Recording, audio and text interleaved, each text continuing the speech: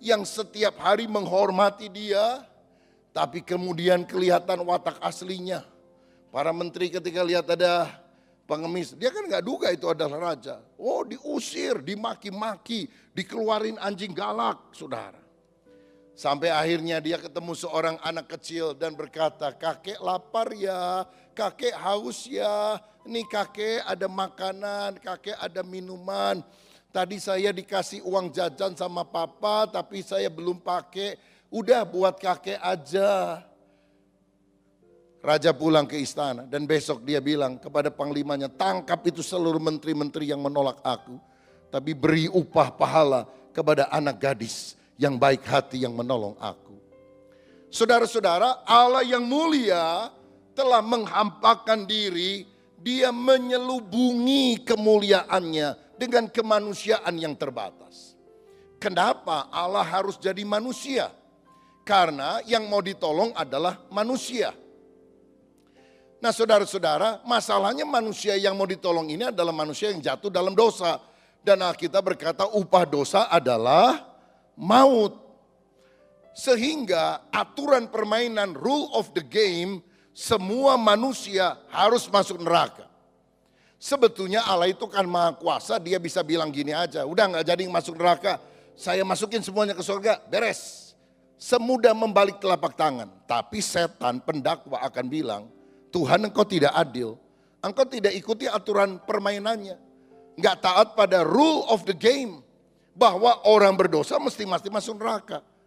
Ini kan manusia berdosa semuanya, kenapa dimasuki surga? Gak ada dong Tuhan, mentang-mentang berkuasa.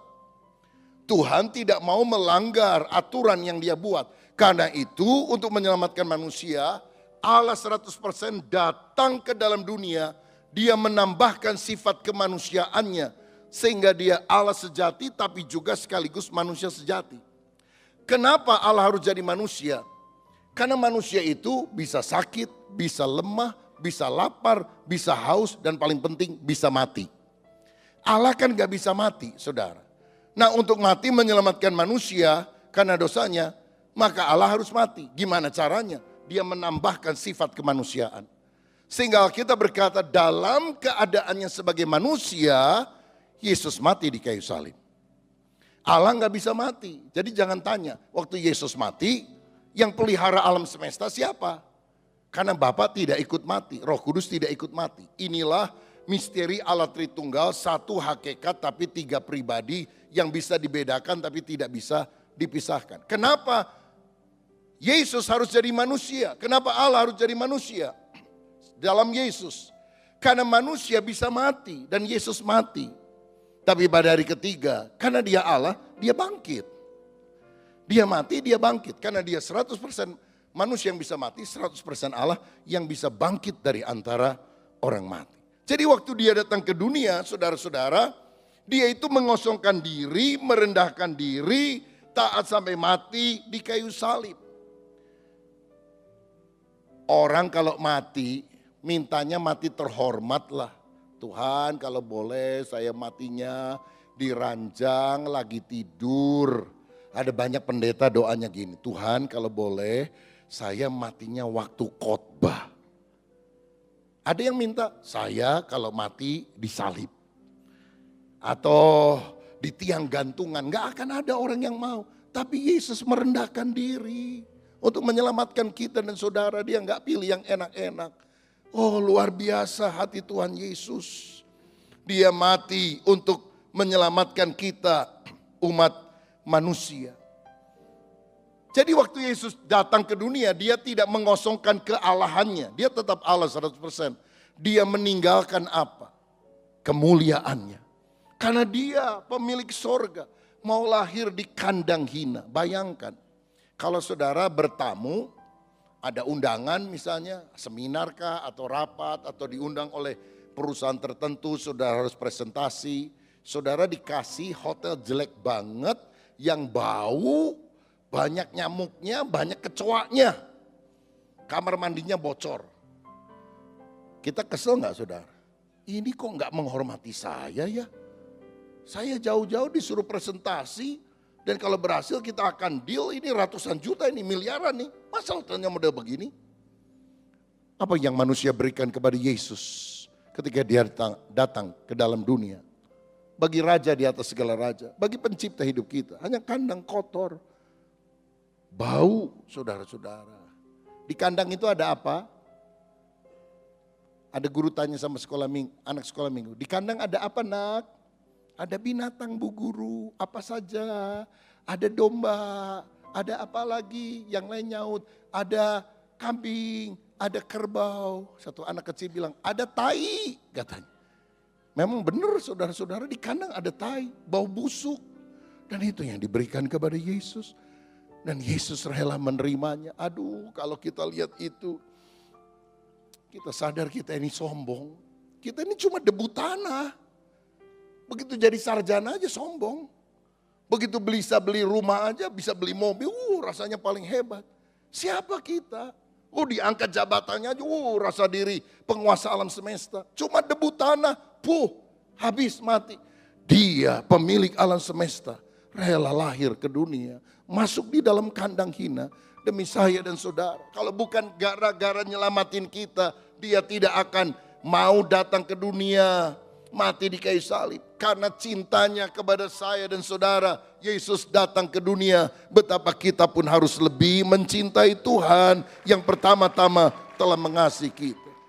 Kalau Yesus tidak rendah hati, dia tidak mungkin mau datang ke dunia. Tapi lihat, jalan ke atas adalah ke bawah. Kalau engkau ingin dipromosikan oleh Tuhan, rendahkan hatimu. Karena tangan Tuhan akan mengangkat engkau pada waktunya. Saya percaya promosi itu berasal dari Tuhan. Engkau boleh punya strategi, rencana. Engkau mungkin punya target dalam penjualan, dalam usaha pekerjaan. Kalau engkau tidak mengandalkan Allah, gagal semuanya. Kegagalan dalam banyak aspek kehidupan kita sebetulnya disebabkan oleh satu saja kegagalan kita. Kita gagal mengandalkan Allah. Dan kalau kita gagal mengandalkan Allah, kita gagal dalam segala aspek kehidupan kita.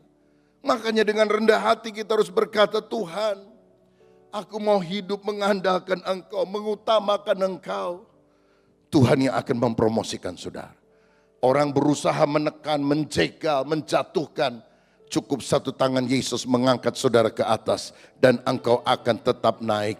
Engkau tidak akan turun. Engkau akan jadi kepala. Engkau tidak akan jadi ekor.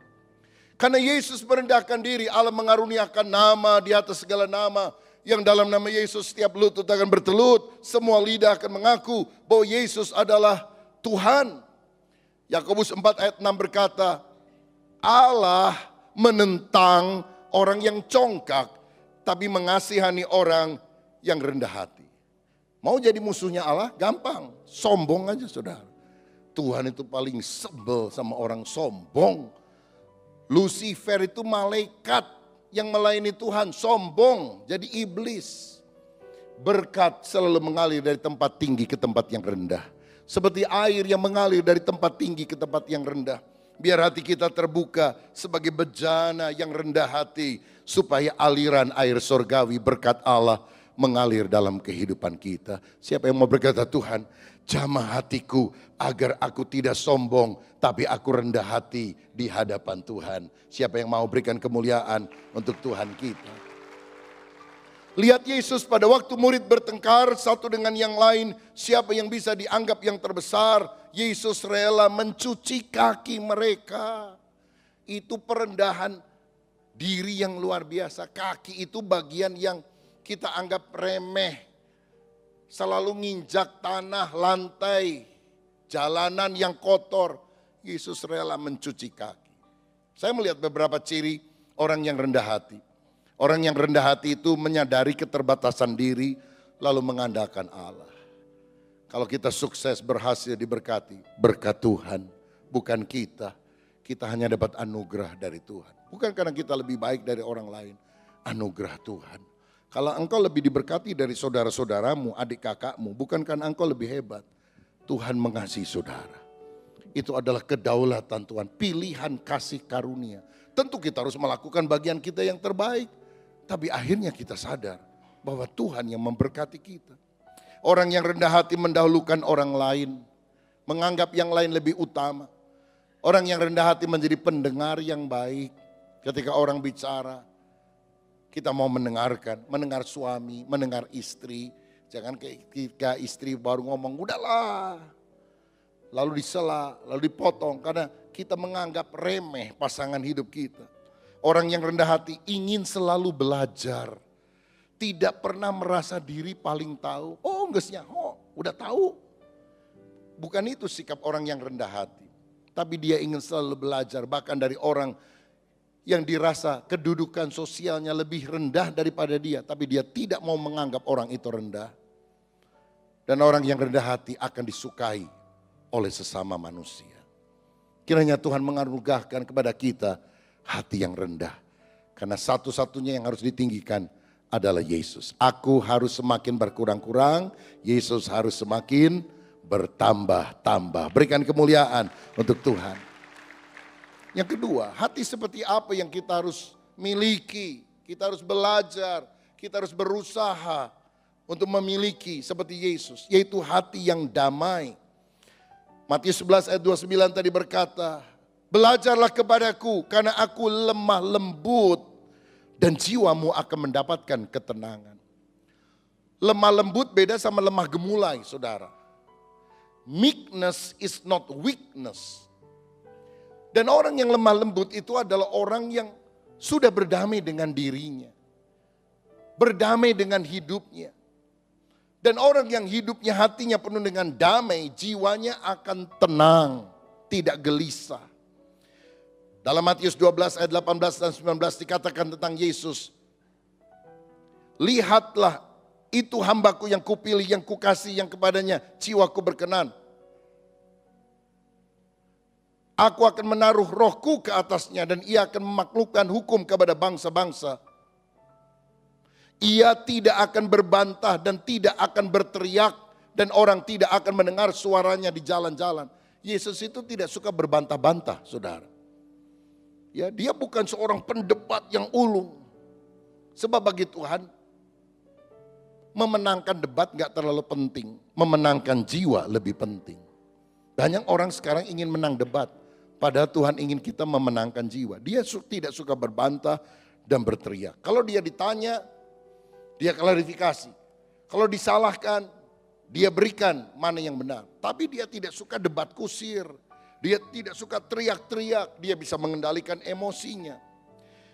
Bahkan dia memberikan damai sejahtera. Yohanes 14 ayat 27. Damai sejahtera ku tinggalkan bagimu. Damai sejahtera ku berikan kepadamu. Dan apa yang ku berikan tidak seperti yang diberikan oleh dunia kepadamu. Janganlah gelisah dan gentar hatimu.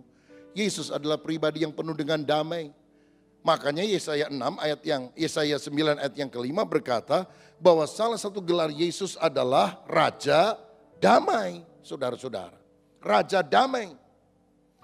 Nah, sekarang kita lihat apa sih ciri orang yang hatinya penuh damai. Pertama, tidak suka ribut.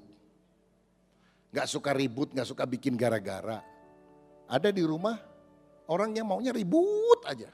Ibu-ibu, istri-istri. Apa yang bikin suami sering sekali sakit kepala? Ribut aja, bikin gaduh. Nuduh inilah, cerewet itulah.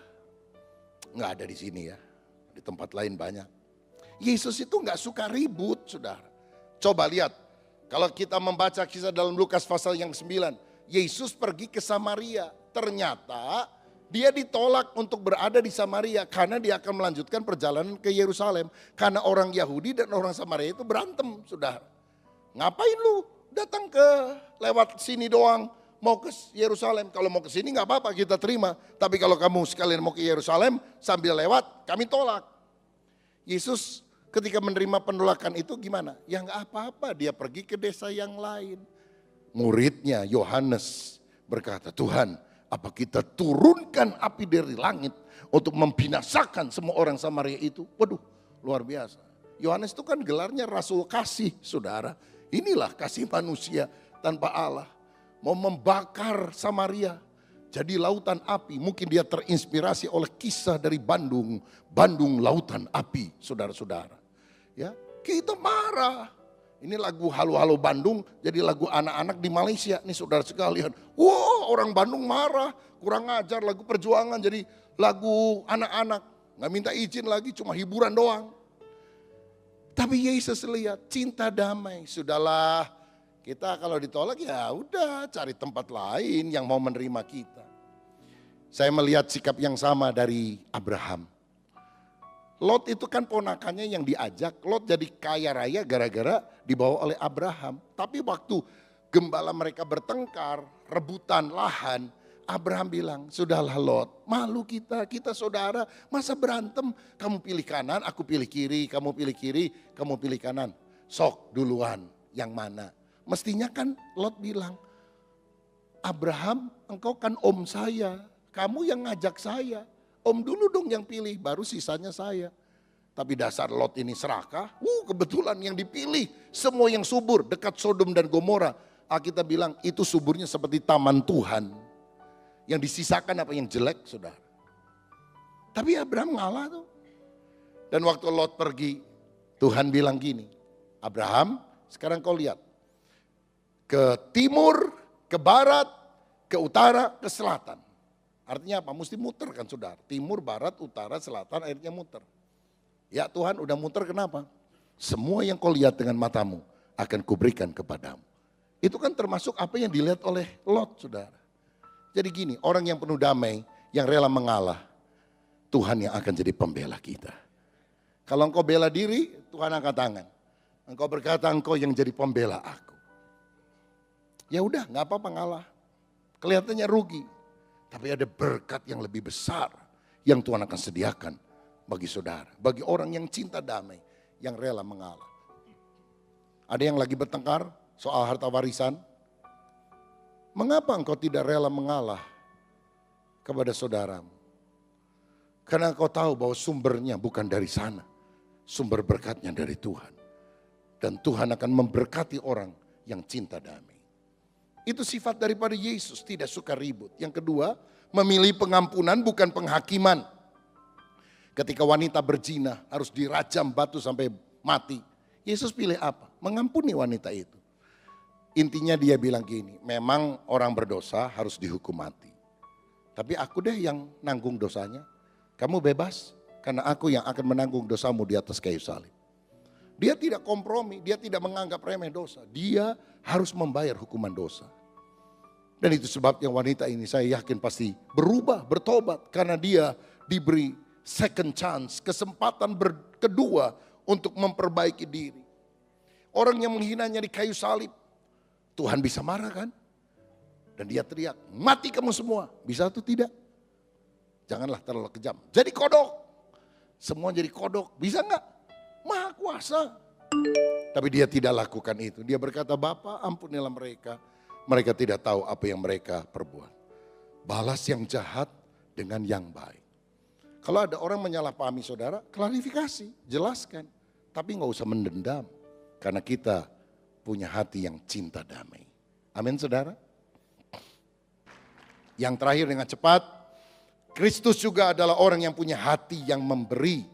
Matius 11 ayat 28 berkata, marilah kepadaku, aku akan memberi kelegaan kepadamu. Yesus itu generous, suka memberi. Bukan cuma kasih duit loh saudara, kasih perhatian, kasih waktunya, kasih hidupnya, bahkan kasih kelegaan, sukacita, damai sejahtera, berkat rohani kepada kita.